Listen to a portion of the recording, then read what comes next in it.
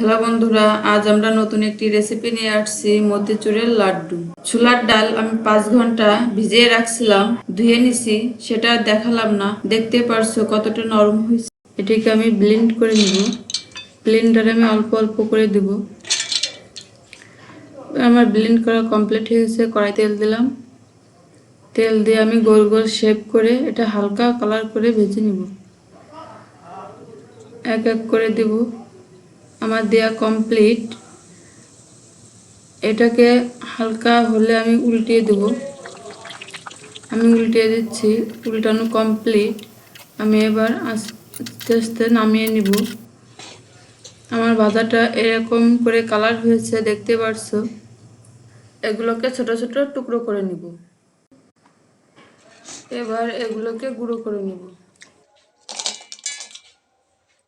গুঁড়ি করা হয়ে গেছে। চিনি 1 কাপ, পানি তার অর্ধেক, আর লাগছে কাজু বাদাম, ফুড কালার, লেবু।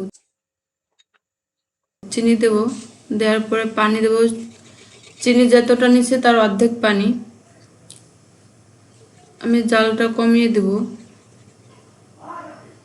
এবার দেব লেবুর রস সামান্য, দিয়ে নাড়িয়ে দেব। দিব 4-5 ফোঁটা ফুড কালার, দিয়ে নাড়িয়ে দেব।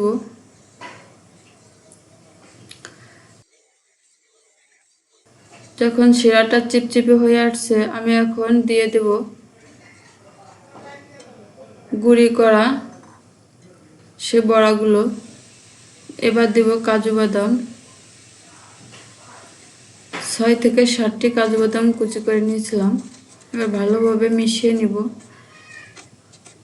আমার এটা কমপ্লিট হয়ে গেছে। এটাকে আমি নামিয়ে নিব।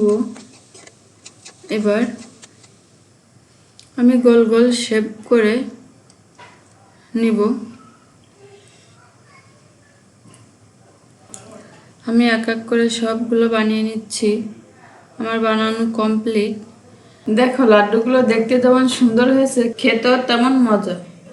এতক্ষণ আমাদের সাথে থাকার জন্য ধন্যবাদ। ভিডিওটি যদি দেখে ভালো লেগে থাকে, সাবস্ক্রাইব করার অনুরোধ রইল।